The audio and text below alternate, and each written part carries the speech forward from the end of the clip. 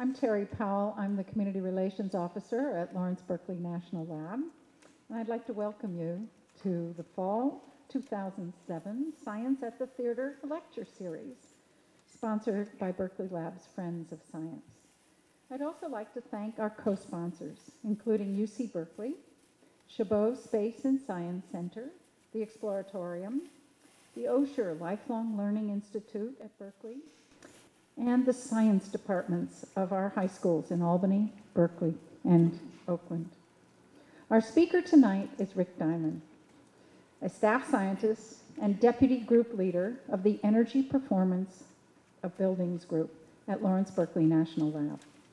His research has focused on user interactions with the built environment, including post-occupancy evaluations of housing, schools, and work environments. His recent research has looked at myths about energy, people, and buildings, and he is currently providing design assistance to communities and to federal agencies on improving the energy performance of their buildings. Rick studied visual and environmental studies at Harvard College and architecture at the University of California at Berkeley, where he received his master's degree and PhD. He has been on the faculty at Harvard University's Graduate School of Design, its School of Public Health, the California College of Arts and Crafts, and has also taught in the architecture department of UC Berkeley's College of Environmental Design. He will speak tonight on a subject of major relevance to each of us, reducing our carbon footprint. Rick?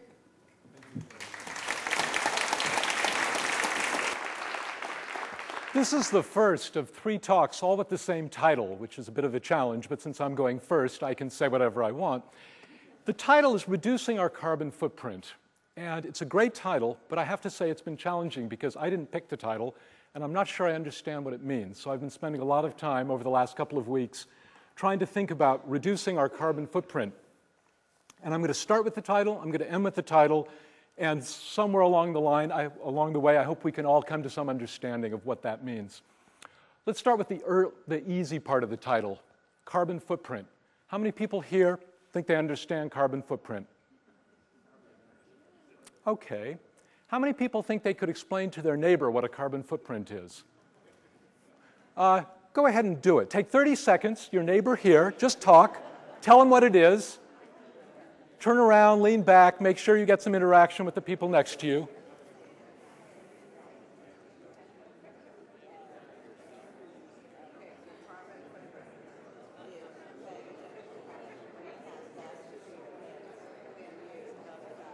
Okay, your time's up. I lied, you don't get 30 seconds. All right, how many people talked about carbon? How many talked about carbon dioxide? How many talked about carbon dioxide equivalent? All right, there are whole different ways of doing it. How many talked about pounds of carbon?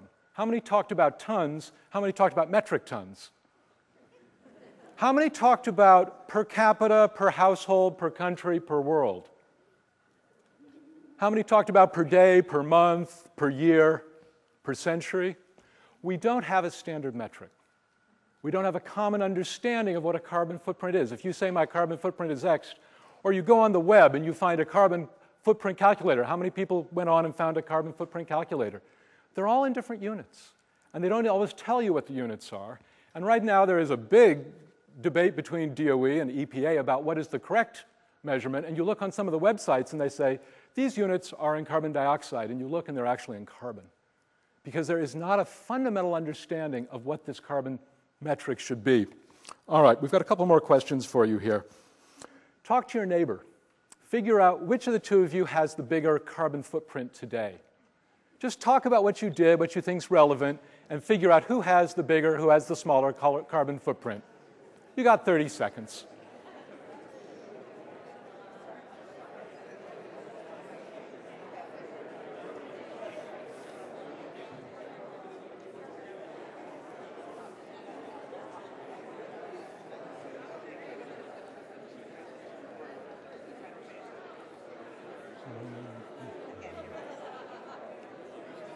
Okay, time's up.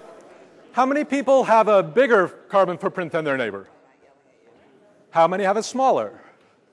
That should have been about equal. I don't think all of you raised your hands, but those of you who had a bigger carbon footprint, why do you think it was bigger? Someone? Computer. Flying. Who flew to get here today? I said today. All right. Anyone who had a lower carbon footprint? Why was yours lower? I bike to work and I eat locally grown food. Yes. All right. Anyone else with a low carbon footprint want to be recognized for their low carbon footprint? Oh, yeah. It's Berkeley. Okay. I started with the question and answers just because we always run out of time at the end, and I had the questions, so there are a couple more questions here for you. Talk to your neighbor, estimate quantitatively what your carbon footprint is. And I'll give you some hints. Is it half a pound of carbon a day, a pound, 10 pounds, 50 pounds, 100 pounds, or 1,000 pounds of carbon a day? Come on, you guess. You're an educated group. You should have all the information you need to figure that out. Show your work.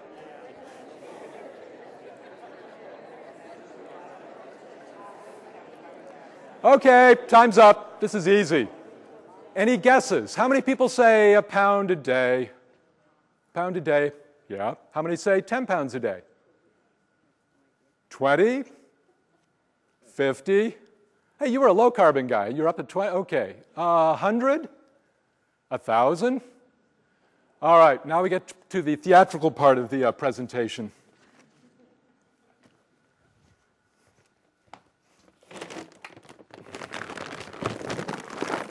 This is heavy.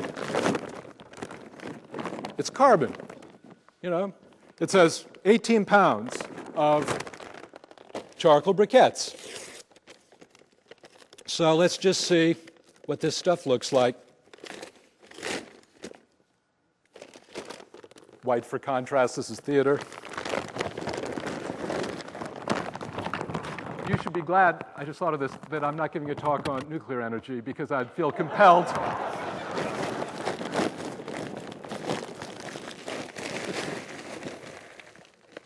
Oh, there's a little dust here. I hope you're not allergic in the front row, but this is dirty stuff, and we just have to leave it there. Now, I'm sort of ignoring Chekhov. Nothing's going to happen. I'm not going to light it. It's not going to go off. But this is 18 pounds of carbon, and it's what each Californian produces a day. US average, 33 pounds, 20 of which is coal.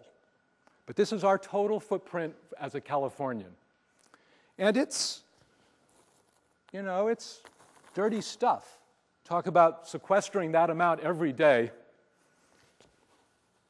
All right, we'll look at it again. Let me see what else I wanted to say about that. I think whoever came up with the term clean coal was a genius. So this is all off script. What I'm really going to do is talk about three houses to illustrate the idea of what a carbon footprint could be. And I've picked a domestic, an international, and a political, as we'll see, house to talk about.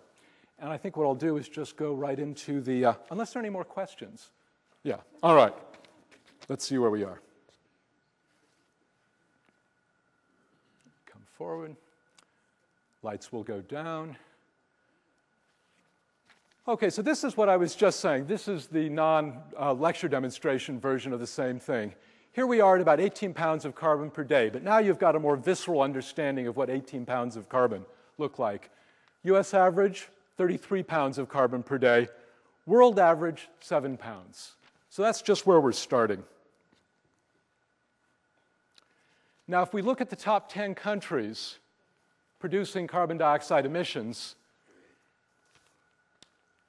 we're switching units here. We're now CO2 emissions in million metric tons per year. That's the standard way this stuff gets reported, but no one really knows what million metric tons per year are, so that's why I like the briquettes. But the US is up here. Now, this is old data, 2004. 2007, China has now passed the US for total CO2 emissions output.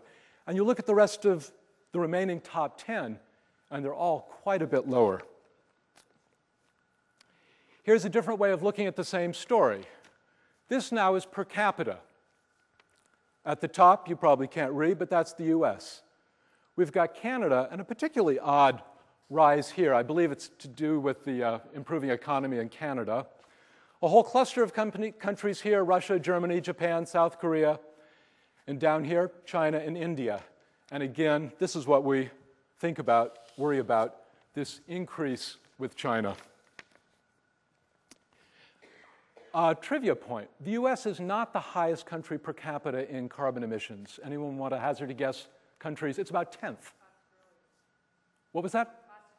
Australia, I don't know where Australia is. I looked at the 120 countries, but I'll have to check. No, the top 10 countries are Virgin Islands, Aruba, and a couple other small islands, because the way you account for it, it's the fuel that's used to travel from the country. So any small island that has a large tourist economy gets dinged for all the people who are flying away as tourists, because they can't track it any other way. But in terms of major countries, certainly US is at the top. But that's your trivia bonus point here. All right, so our first of our three stories is to look at a house in Berkeley. Now, there's no typical house in Berkeley, just as there's no typical resident in Berkeley. So I've picked a house at random here. I'll tell you a lot about it. I won't tell you what we paid for it 3 years ago. And to talk about housing, we have to put it in perspective of the total carbon picture. Our carbon footprint in the US is pretty much a third from our buildings, a third from transportation, and a third from industry and agriculture. Housing is about a half of that third, slightly more. We usually say it's around 20% of the carbon use. And it's coming primarily from the energy that we use in the houses, the electricity and the natural gas. For those of you who want to write things down, our natural gas that we get is about 12 pounds of carbon per therm, and our electricity with PG&E is about half a pound of carbon dioxide per kilowatt hour. Remember that because there'll be questions about it later. So let's just see how savvy we are about our typical Berkeley house here. What uses the most energy in a typical Berkeley house? Space heating, water heating, computers, TV, home entertainment, refrigerators, lights, or something else. Talk to your neighbor. This is another chance for you to get a breather here. Just what's up? What's your top three? Or no, your top one. What is the, just one. Don't tell me. Talk to your neighbor.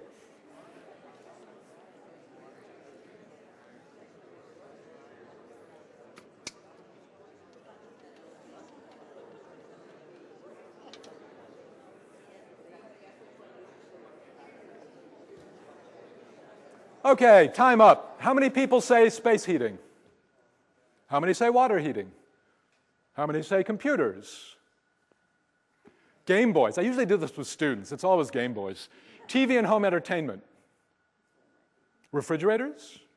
Lights? Something else? Yes. What is it? Nah. Oh, sorry. Well, you know, your house. Okay. Trick answer.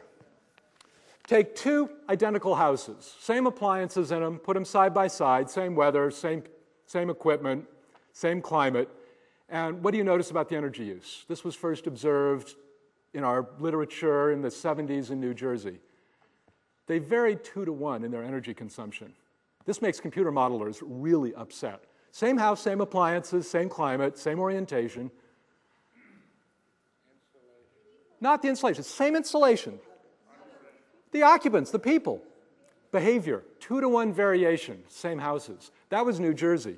When we looked in California, Northern California, we found 5 to 1 variation in energy use between same houses. When we looked in the Bay Area, 20 to 1 variation, same apartments. What does that tell you? We're more diverse, we're wacky, or I have 2 theories. It could be behavioral. It could also be climate. We have much more discretion as to how much we heat or cool. In New Jersey, you have to heat, you have to cool. When you look in Canada, you see very little variation house to house. So the determinists will say it's climate, the sociologists will say it's behavior. Whatever it is, something else is definitely important here. But if you ignore behavior, this is the answers you were looking for. If you take the average Berkeley house, and this is just a simulation because we don't have all this information, space heating is the largest fraction, 30 to 50%. Appliances, major appliances, that's including your laundry, your water heating, no, not water heating, dishwashing, refrigerator, all that stuff, the four big ones. TV no longer, doesn't count as a major appliance. Water heating at 13%, small appliances 7%, and lights is 7%. I mean the total heating the space, not the little tiny space heaters. Space heating is your furnace or however you heat your house. When we do this with the students, I go through the whole list of all the appliances and all the things and ask them to come up with the percents. We always get to around 400 or 500%. Question on that. Please. Was that from PG&E data? Where'd you get the data? This is from a DOE2 simulation of taking a house in Berkeley, using the climate, and running the numbers. I'll show you when I compare it with PG&E. Okay, well, I'm going to use the PG&E bills for my house next, and I have the PG&E data for Berkeley from 2002 with all the houses. So this is if you just take the average house in Berkeley and you run it. This is what a mostly uninsulated house will look like, which is why space heating is so large. So these are things we're all familiar with, particularly this audience. A list put together by my colleague Rich Brown.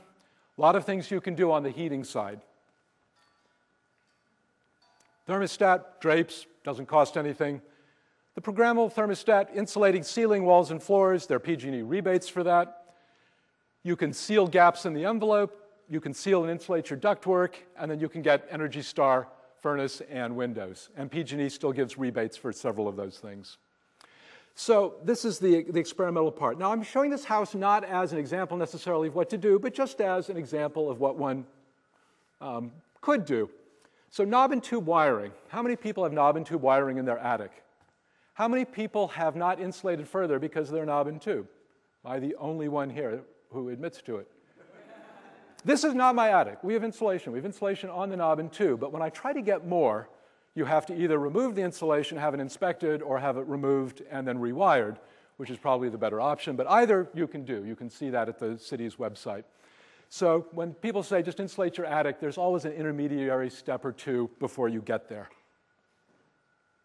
Putting in new windows, that's not as cost-effective as replacing your attic, but in terms of lethargy, these were rotting out. We had to do something with the windows, and putting in tilt packs was easier than replacing the whole windows. So that's an easy thing to do. You can get tilt pack and double pane. You can get any style, any type, and the tilt pack are there. Duct systems. I have a whole lecture on ducts, and I just put in this one slide to remind me to talk about ducts. If your house has ducts in the unconditioned space, either attic or in the crawl space, you can be losing 20 to 40% of your heating energy just to the outside. We say that's like having 3 registers that just go directly to the outside. Now, the things you can do, you can seal them from the outside and insulate them. We've also developed a technique for sealing them from the inside, which is quite cost effective. The problem is I can't find contractors to do it. They're just not around. So that's a challenge. It's particularly going to be a challenge when we talk about going into houses in large numbers. We don't have the infrastructure. We don't have the contractors, the trained people to go in and do a lot of this work when we talk about going to large levels. Programmable thermostats. Everyone says they're a good idea. The studies that have looked at them have found that people use them to maximize comfort, not to minimize energy use. And so EPA has just decertified them as Energy Star. The few studies that we have on their performance show that people use more energy, not less, because they can program them to have the house cool when they come home or heated before they get there. There's lots of things. Now, oddly enough, California still requires them for new construction. They work, but they don't necessarily work the way energy policy people think they work. So we have to be careful when we put in a device and say, oh, this will save energy, when in fact it can increase energy use. Do I have anything more to say about those? No.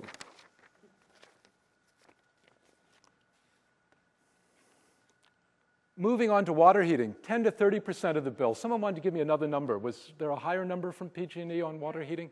Yes. What was the number? I can't give the exact Okay. number. It's higher than space heating. Yeah, it's often, if you've done all the work on your envelope, then water heating is the next one to come up, and I would agree with that. No cost, shorter showers, wash clothes, cold water, full loads for the dishwasher. Reducing water heater temperature to 120. Is that something people do? People doing that? 125, or else you get bacteria. Yeah, I've seen that. Depends on how long your lines are, what happens. There are a lot of things there, but there is a concern what temperature. We've run it at 120. I haven't tested for the bacteria, but that's the disclaimer. Investment required, a lot of things that one can do there. There's a front-loading washer. We're happy with ours. Instantaneous water heater. These get touted a lot. They're a lot smaller than the other one, which is the reason why we considered it. We were short space, and so we got a small instantaneous water heater. It costs more, but overall I think we're going to be quite happy with it, and our energy use has gone down. Now, hot water is a behaviorally driven system. If you have an instantaneous water heater, you don't run out of hot water. Is that a good thing? When these guys are teenagers, are we going to think that was a wise decision? Now, electricity use. We all know to turn things off, and we hear that all the time, but sometimes we turn things off and we don't realize they're still drawing power. And there's a lot of this talk of standby losses in this case. You can plug things into power strips. You can turn off the power strips, and some of my more fanatic friends will turn them into plug them into power strips, their computers, their TVs, all their equipment. With an occupancy sensor, you leave the room, everything goes off. I haven't tried it, but it seems like an interesting idea. If you want to know where your electricity is going, there are a couple of devices on the market.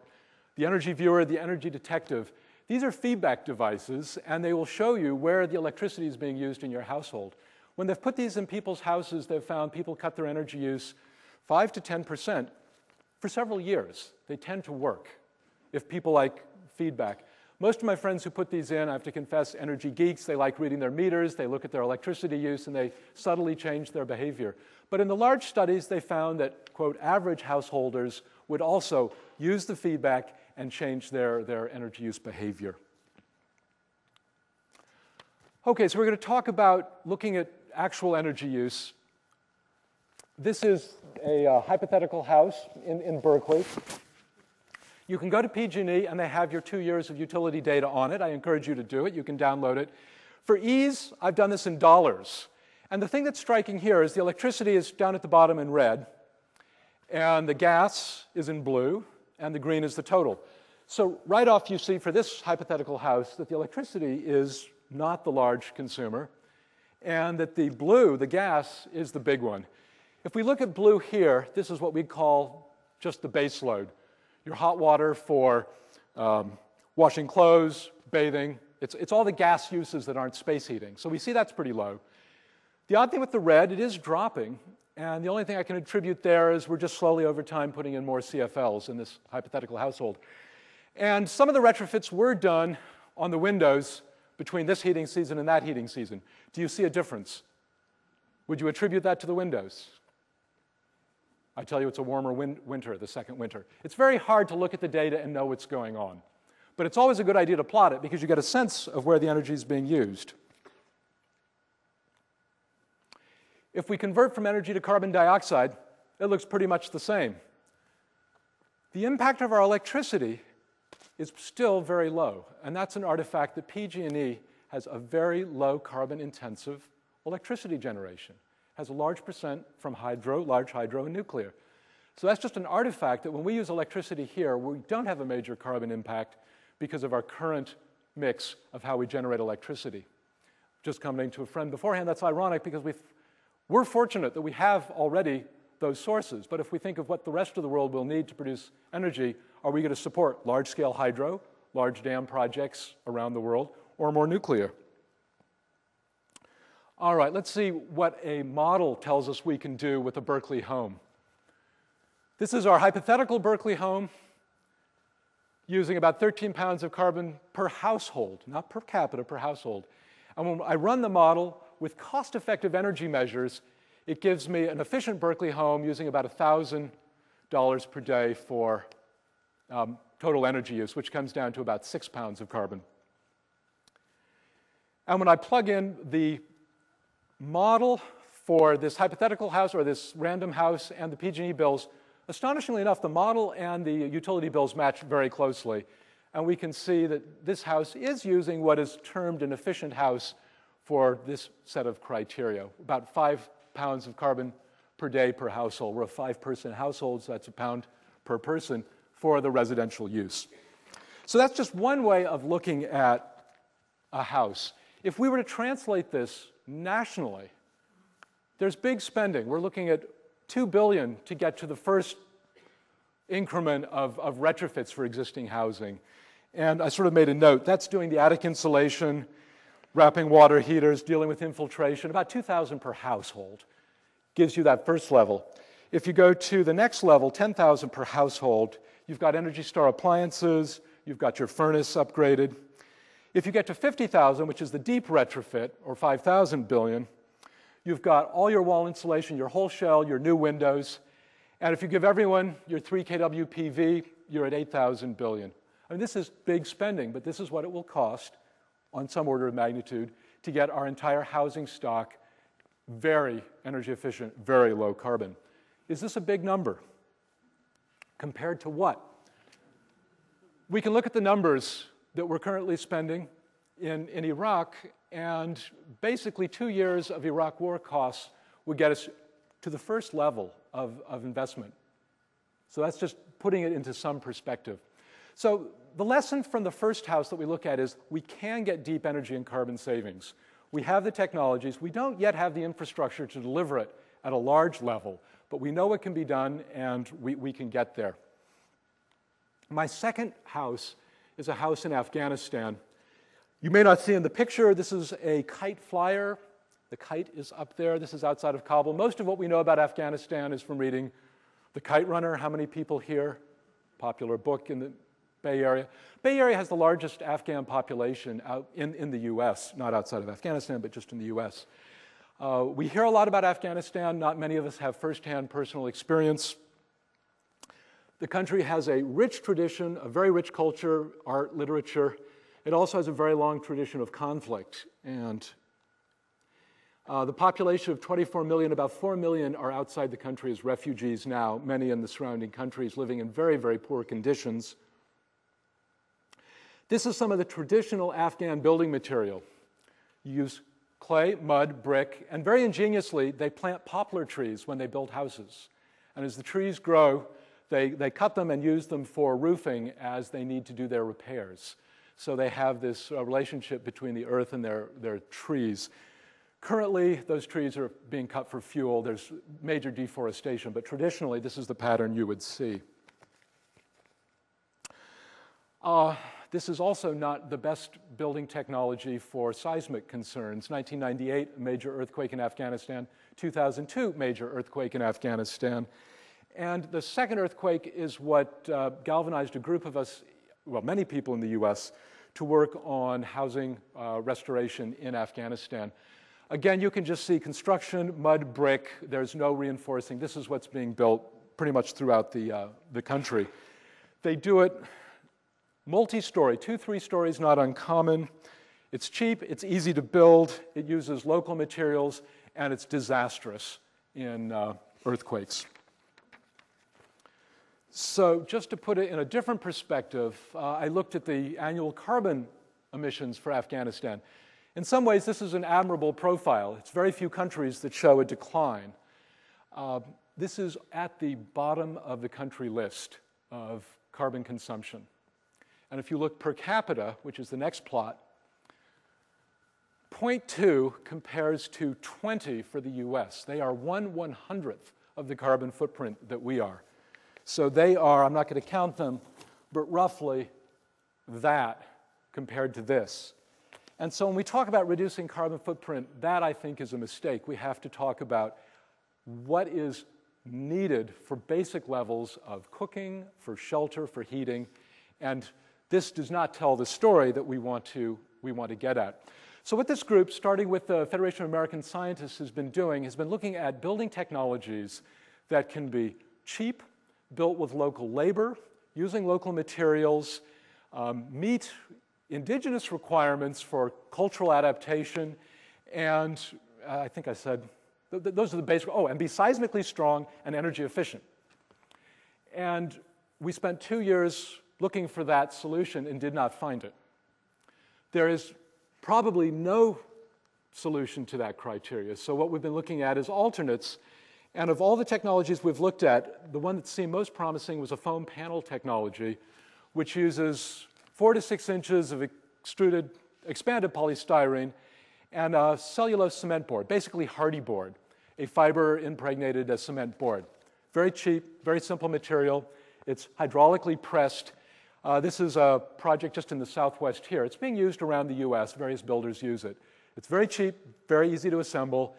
And if you use the hardy board rather than OSB as a finishing material, you don't have to paint it or finish it inside or out. You just put it up, and it's your walls and your roof. So working with a nonprofit in Afghanistan, Shelter for Life, this is a group that's been building housing in Afghanistan. Sorry, a quick question. I will show you a picture in 2 slides. The question was, does it burn? And I will answer that question. Yes and no, depends how it's built. We came up with, working with this nonprofit, Shelter for Life, phenomenal group. They've been through the worst of the Taliban, the worst of the conflicts over the last 30 years in Afghanistan. And they were very excited about working with a building material that was lightweight and yet structurally very strong. And so they came up with the housing plans, and they went to some of the villages, and they showed the first plan. And to the tribal elder, the idea is you start with the significant person, and if they adopt it, others will follow. And he looked at it and he said, 3 meters across? No, not big enough. It had to be 6 inches bigger. And we weren't sure why, and we learned it was because tribal elders use a certain size carpet, and it had to be able to fit in the room to show that he was indeed. So you pick up these sensitivities to what they need, and then you quickly adjust your plans accordingly. So questions, obvious questions. Was this stuff going to stand up in an earthquake, and what happens when it burns? So we spent about 2 years doing a variety of seismic and fire testing. There are better materials for insulation, like isocyanurate, but that will produce a cyanide gas when it burns. This was fire tested in a couple different labs, and basically people felt that it was stable enough to certainly get people out. The concrete board would keep it from collapsing for 45 minutes for most of the fire tests, and the outgassing wasn't a concern, so that was considered viable. And it's withstood the major earthquake tests that it was done. So during the periods of testing, there was a lot of interest. This got major international media. BBC picked it up, Forbes magazine picked it up, the idea that you could do low-cost, lightweight, structurally sound housing. And we were getting calls from all around the world. The African National Congress, when it met at the UN, said, could you do a demonstration house in Harlem for us, and then we will take 40,000, or build 40,000 in Sierra Leone originally. We were getting calls from Mexico, Peru, and around the US, builders were saying, this would be great. We're looking for a cheap material that has these properties. So we were all ready to go forward. We had our prototype all designed for Afghanistan, and this is as far as it went. Things got so much worse in Afghanistan that our partner just didn't think it was viable to build housing at the time, which was, without a partner, you can't do anything. And the other thing that came up was the tsunami destruction throughout the Indian Ocean. And Shelter for Life basically recalled their people. This is when Doctors Without Borders, all the nonprofits in Afghanistan were pulling out around 2005. Our group moved to Sri Lanka and Thailand, where they were immediately doing work on housing construction in this area. We had a partner in Turkey who was very interested, and so we just shift gears and we started building houses. This is the site.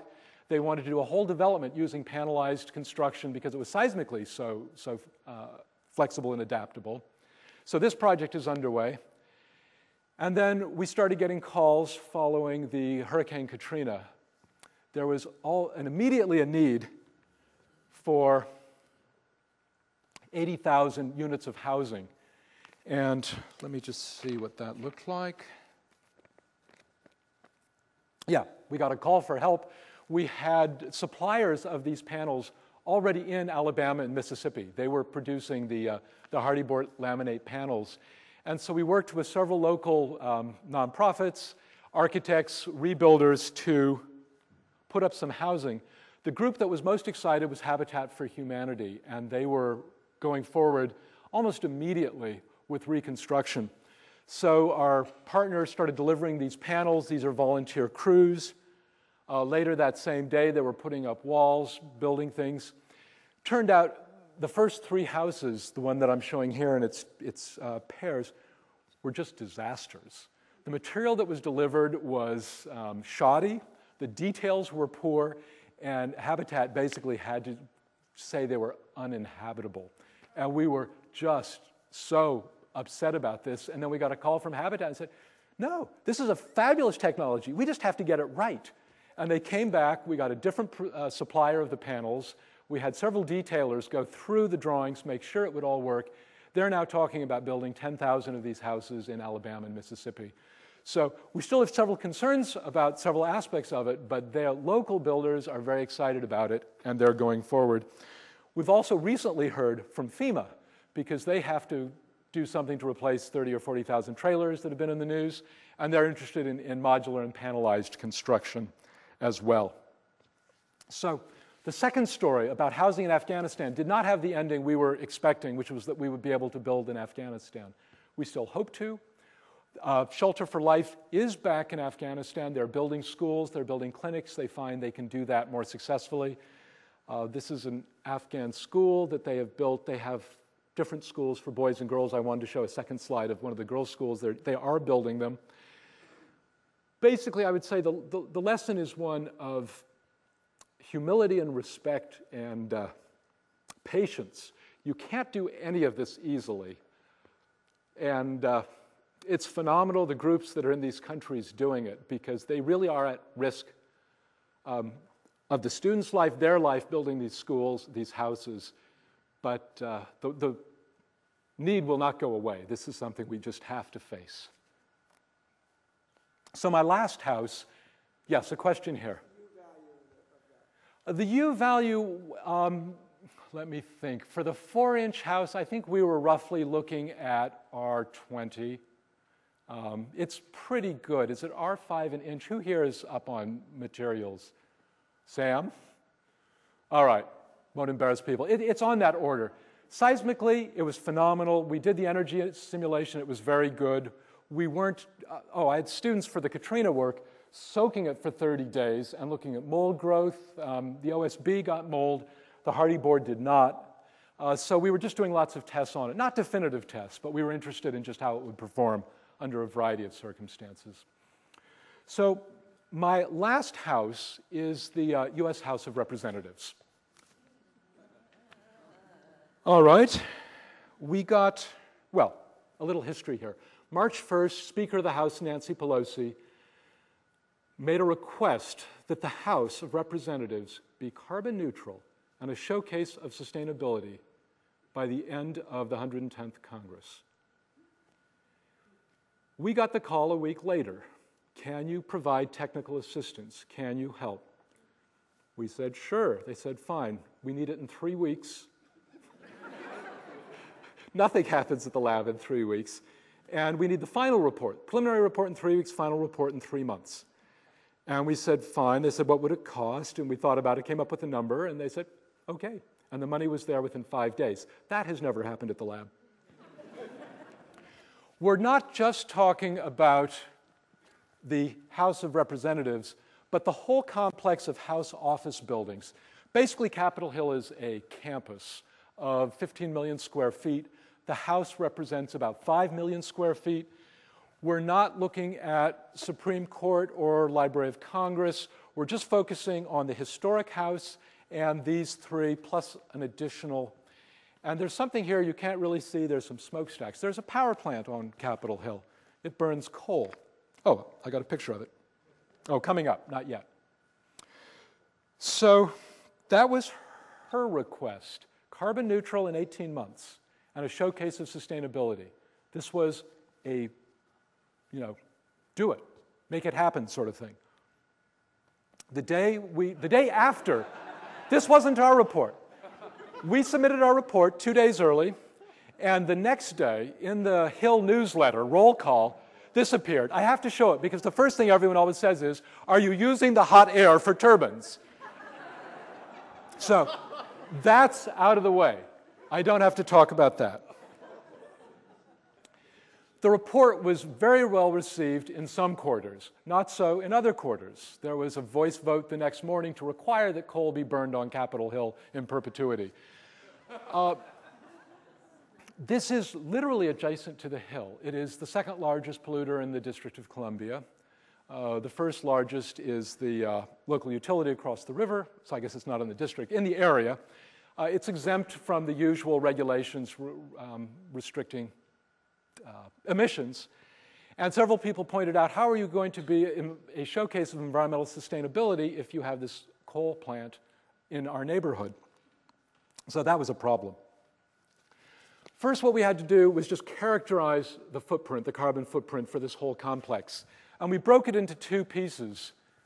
The larger piece is, in fact, the power plant. This is what provides the chilled water and the steam to all the buildings on Capitol Hill. And this is the electricity consumed in the buildings themselves for the operations. The lights, the computers, the fans, all the equipment. So you can see this large amount of CO2 being produced every year. We got a handle on what that was. And we had to come up with a strategy for how to make this carbon neutral.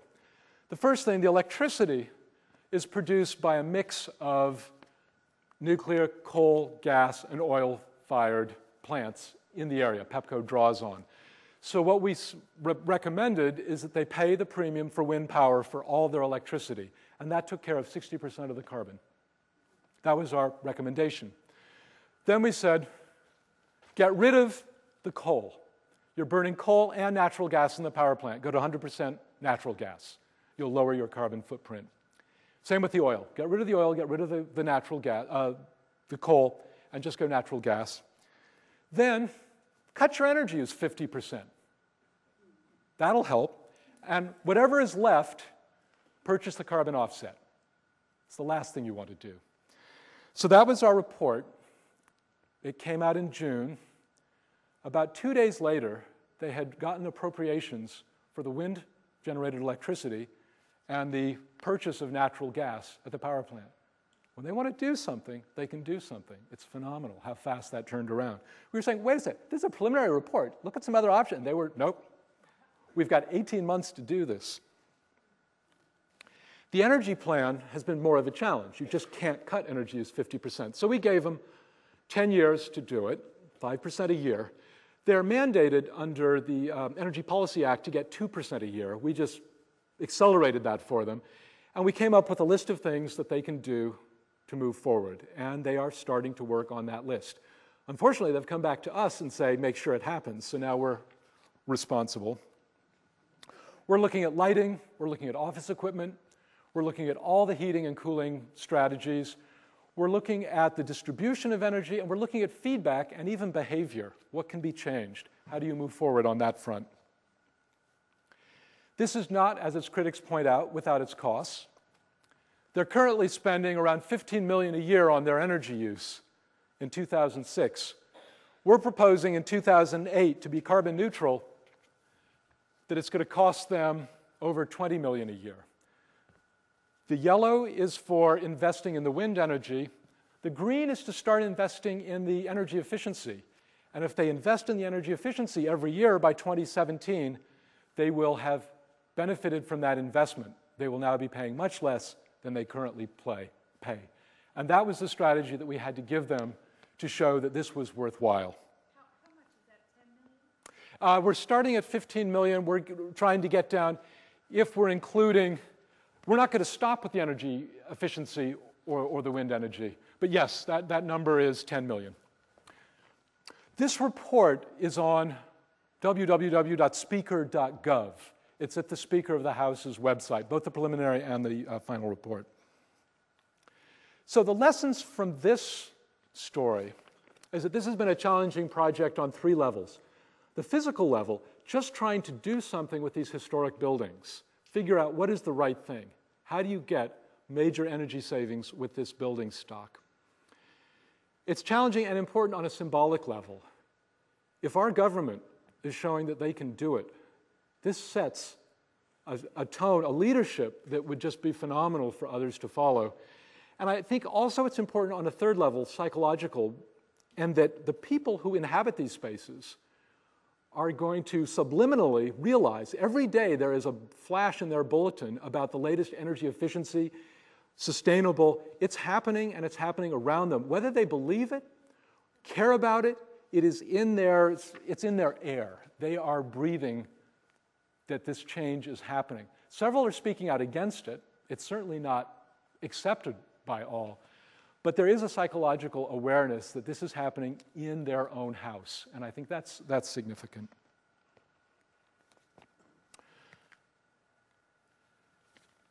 So the three stories come together here in that the first story was really about our own house, working with friends and neighbors, talking about what we can do, how we move forward. The second one, I think there's something really important about connecting at an international level. You don't have to travel. You can find a nonprofit who's doing energy-related housing work everywhere in the world. Find out what they're doing, support it, learn more about it. It will put your own carbon consumption in a whole different perspective. And the third story about the House, this really is the time to let our political leaders at the local, state, and federal level know that this is important. So those are the lessons I draw from the three stories. I said I'd come back to the title at the end, Reducing Our Carbon Footprint. And for me, the challenging word that I've been thinking about the whole time has not been the carbon footprint or even reducing. It's been, what do we mean by our? Is it our in this room? Is it our city? Is it our state? Where do we draw this boundary? What is this our that we're referring to? So your last project, talk to your neighbor. This is your homework, literal homework. What is it that we can do, say in the next 3 months, by December 31st, you could do your New Year's resolutions afterwards, to reduce your carbon footprint at home? I'm going to work on the attic insulation. That's my goal. Talk to your neighbor. This is how you get commitment. Tell them something you're going to do. Take 30 seconds.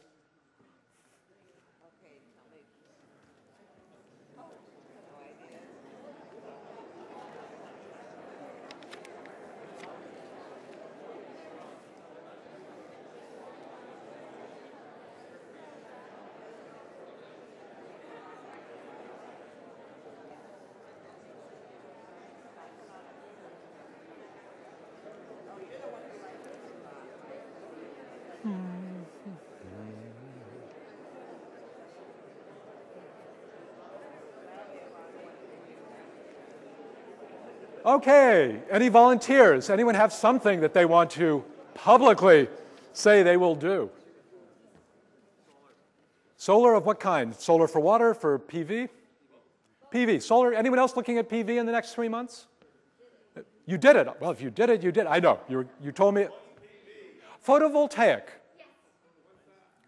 Putting panels anywhere on your roof, on your yard where sunlight strikes it, that will generate electricity. You can get some nice tax credits in California for that. People here afterwards, I can point to them in the audience who are very knowledgeable on this subject. But yes, you can reduce your electricity use to zero in many cases by putting on panels that will generate electricity from sunlight. And when you're not using it, you send it back to the grid and they'll credit you for that. So that's certainly a strategy. It'll probably take you 3 months to get a contractor to come out and give you a price. It's very popular right now. Anything else someone wants to volunteer? Sure. Developing a solar cooker which is low cost, which can be replicated in a lot of developing countries. Great, great. A solar cooker, low cost for developing countries. And you'll get a package in the next 3 months. All right, I like it. Oh, some of these exist already, but there are lots of things. Okay, I'm just about finished. I want to just mention a few of the resources that I've talked about, some acknowledgments and something for questions. I mentioned the PG&E. If you have your electricity bill or your utility bill, you can go onto the PG&E site, enter your code, and it will show you your energy use for the last couple of years. You can get it in dollars, kilowatts, kilowatt hours, therms. So if you want to plot it up, it's all there. The calculations, someone asked before, how did I do those calculations? We have an online simulator where you can just put in your address, your zip code, and it will pop up and give you an energy breakdown. You can then go in and refine it to the finest degree you want, every window, every appliance, but it will also just give you information on your house and what you can do, cost-effective retrofits. And if you don't want to write down Home Energy Saver, we have some cards out in the lobby which will give you the website. Shelter for Life, as I mentioned, is this phenomenal nonprofit. Check out their website. You'll just clap. Federation of American Scientists has been working in this building technology area with developing countries. They have a lot of good tips there. University of Nebraska at Omaha, I didn't talk about them. They have the largest library of information about Afghanistan. If you're an Afghan buff, they have the archives, the source material, the references, and an outstanding collection of photographs. Luke Powell's a Canadian who's just donated his collection of Afghan photographs. If you want any of the information for classes, for further study on the report on greening of the Capitol, they're at the Speaker of the House, speaker.gov, and the Chief Administrative Officer of the House. I also put in a plug for my favorite group, Community Resources for Science. If you want to go out in the schools and talk about carbon and carbon footprints, they will hook you up with teachers, with classrooms. They'll give you visual aids. They'll prep you. And lastly, just have to always thank my colleagues at LBNL for keeping me honest and answering all my questions, and residents at 1512 Heather Street, which is why I do this work. If I don't get to your question today, and there's a good possibility, I have an email address there. I will email you a reply to questions as they come in. I can't promise the quickest turnaround, but I will reply to questions that email. And before we get to questions, I just have one more slide that I'd like to show. This is hard, but I'd like to dedicate this talk to my father, who passed away last week. He was a phenomenal scientist. He worked at the lab for 35 years. He loved the Berkeley rep. He would have loved to have been here. And this is a picture at the Niels Bohr Institute with several of the physicists, Glenn Seaborg, Ben Thompson, Niels Bohr's son, Oa Bohr, and I just wanted to dedicate the talk in his memory.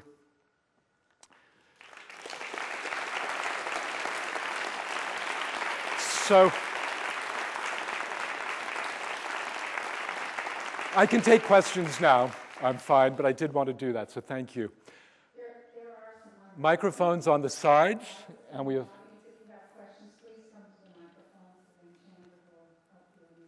Oh, I get the first question. If anyone wants a bag of charcoal to take home, yes. You have to put it back in the bag. I mean, I'll get it in for you.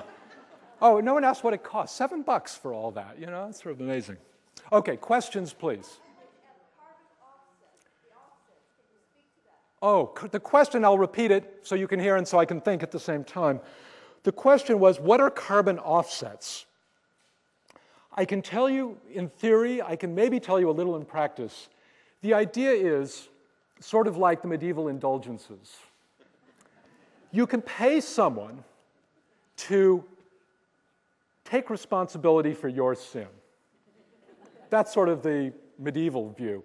The way it works in carbon, that there are groups, organizations that will do something to offset the carbon that you consume. Whether it is investing in solar energy, wind energy, tree planting. There are a variety of things that are done. And there are markets that are being set up where carbon is traded, and you can have offsets. It's, I won't say a questionable practice. In theory, it makes sense. The markets in Europe are a little more mature than the carbon exchange, which is set up in the Chicago Carbon Exchange here. The prices don't quite clear at the right level. It's in its infancy. So there is the ability where you can pay for carbon offsets. If you travel, there are groups, you can find them on the web, that will, you know, for a trip to Washington, it's about $10, offset the carbon that you use for travel. Conferences are being set up to be carbon neutral for all the people who travel. I'm not skeptical. I'm a little guarded about it. We have to know more about it, but that's the basic principle. If you look, this is totally off subject here. There's a website someone sent to me about, no, I'll do some more questions. Thank you. Where are you doing the wind power for Washington, D.C.? Good question. Where is the wind power being done for Washington, D.C.? The original plan was to have it done within the area of the utility, and I think they were looking at sites in Virginia and Delaware. They're now, I believe, talking about purchasing credits on wind, and then it can be generated elsewhere. So I don't know what they ultimately... We recommended the more expensive local generation. Am I answering your question? Okay. What they end up doing, I don't know. The appropriations was originally for the actual wind generation by the utility and not purchasing the RECs, the renewable energy credits. I'm going to try to look both sides. Am I getting everyone, Elaine? There's a gentleman here. In terms of carbon offsets, aren't the briquettes neutral? Pardon, aren't what neutral? The briquettes. Oh, the briquettes neutral. Yes, this is not coal. This is wood. And we could say it is carbon neutral because this came if the trees were sustainably grown and planted again. But I just wanted to show carbon, not a sustainable fuel. This isn't coal, this is charcoal. Good point. You got bonus points. So I really can't get over to that side. I can hear people and I'll repeat questions, so it's quite easy. Gentleman in the cap, and then I'll get you. The panels that you showed for the low-cost housing, etc. Yes. It's good if you can use waste products to make those panels, and you can. Well, let me repeat the question and observation, and then I'll give you a comment and I'll ask you for a follow-up. The statement was, if you're making panels, you can use waste materials for them. After the hurricane, after the tsunami, several of the nonprofits were saying there is just plastic litter everywhere. Can we use polypropylene plastic in some material the way they use decking material, Trex? I don't know if that's the one you're thinking of. No, in 1951, I was an engineer for the Corps of Engineers in their Engineer Research and Development Laboratory, which was for their military, not for their civilian role. Right. And I worked on prefabricated buildings. At that time, we weren't interested in carbon footprints, but we were interested in good insulation qualities, lightweight, portability, wear, those sorts of things. And from Sweden, we tested panels which were made with a core of shavings which came from their woodworking factories and wood shops, which they processed. Right. But it contained a lot of air, in between. For the insulation. And hard faces on either side. Yeah. But Well, there would be a waste product which was put to very good use. absolutely. Let me talk to you afterwards, and I can get your card or information to follow up. Question there.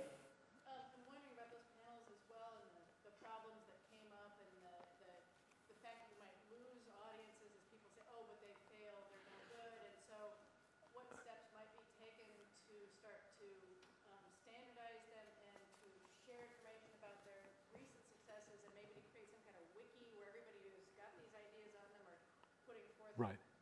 The question, the observation was, for these panels, when I talked about the failures that we had, I didn't even mention the failures in Turkey, but that was in shipment. Half the panels were damaged in transit. When we were just shipping panels or moving panels from northern Alabama to southern Alabama where they were being built, there was quite a bit of damage. What we're building, what we're writing is a set of guide specs for the manufacture of them.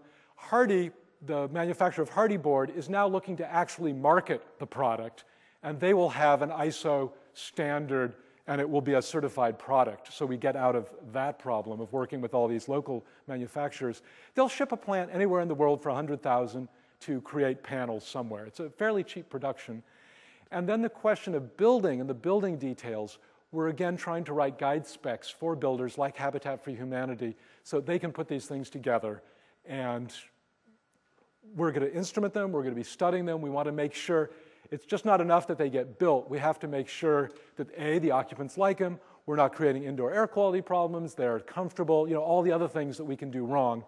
You don't know until you build them. And I'm hoping we can build a few, work on it, and then see it escalate. Question here. Yes. Oh, sorry, gentleman behind you, and then I'll get you. As the gentleman on the back already demonstrated, it's not a new technology about the panels. Yes. It's something that is being developed from a long time ago. So what kind of research did you do before of alternative technologies about this? Because in my country, that's also a common technology. They're trying to do a lot of research on the subject. Right. First, tell me what country. Columbia. The question was, panelized technologies have been around for a while, granted, and the question was, what research did we do? Basically, the Federation of American Scientists spent a year looking at a variety of technologies, not just panel, but these concrete sprayed on metal framework, interlocking mud brick, lots of different technologies. We certainly looked at a variety of panel technologies. What was unique with this was the facing material, which was this fiber-impregnated concrete cement board. Usually in the US we use OSB, oriented strand board, a wood waste product. We're using it on the outside, not on the inside. That's why your observation was interesting. So we looked at a lot of materials, and this is one where we found that it was relatively easy to make. A lot of green builders won't touch it because the EPS is made from oil. It's not a sustainable product, but it is an available product. You can get it in Pakistan, you can bring it into Afghanistan. So I think your question was, we didn't obviously canvass the world, but we looked at a lot of materials. This is one product. I'd be happy to find out or share information. The information's on the Federation of American Scientists website about the different technologies that were investigated. A gentleman here with a question. I've seen a construction with styrofoam, I guess it is. Yes. With wire on both sides and plastic. Right, we looked at that as well. And Dow Chemical is making a house, it's called TMAS, basically styrofoam with 4 inches of concrete on either side. It's very popular around the US because it is solid and it is quiet. You go inside a house made out of this foam concrete and it's just quiet. It's not like wood. So it has, and very desirable thermal properties. Yes?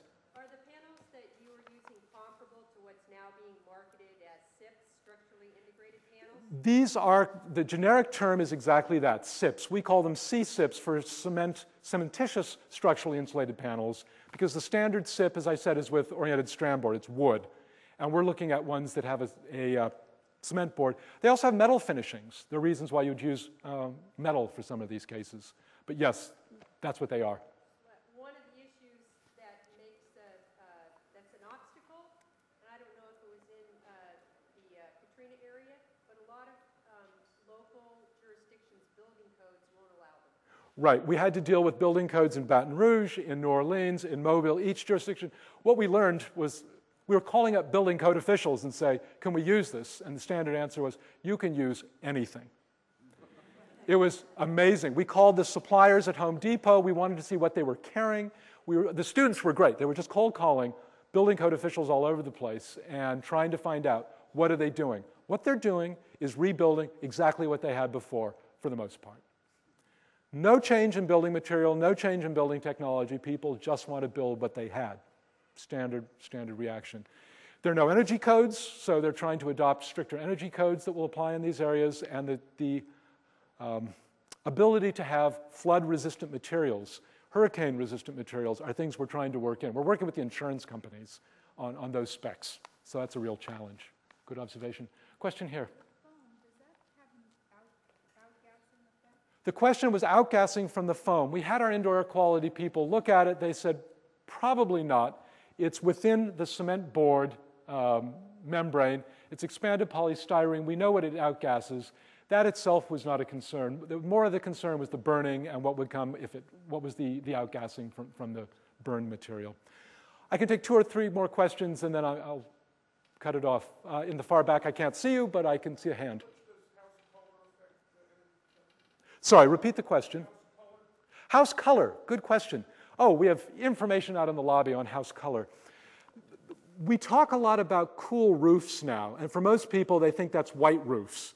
And they've really gotten good at the chemistry here, and you can get almost any color with the same reflective property of what was a traditional white roof. You can get it as a paint, as a tile, as a finishing material, and we've got websites and product material on that. So if you want to have a reflective, cool roof, it doesn't have to be white, and I think there were flyers out there, if I recall. It's not my area, but I've seen the work. Great, well, thank you very much. Really appreciate your coming tonight. Oh, and always one more question. Space heating is one of the biggest consumers of energy, and typically when we sleep at night, we cool the 4,000 square feet house and just use the 200 square feet bedroom. So is zoning a... Let me repeat the question. It's a great question. Space heating is the largest energy user in the US. People think air conditioning, they think all sorts of things. It's still space heating. And the observation was, we're heating the whole house when people are sleeping. Why can't we just do zoning? There are lots of strategies. We looked at things called warm rooms, where you could portion off part of the house, draw curtains between rooms, try to isolate areas for it. Many people now have smaller furnaces if they have large houses, where they're just heating zones of the house. There are certainly traditional ways around the world where people only heat the areas where people are.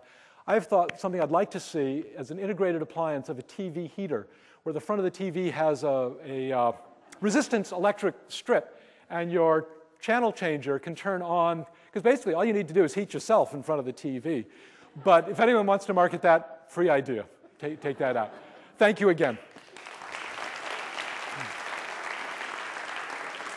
Okay.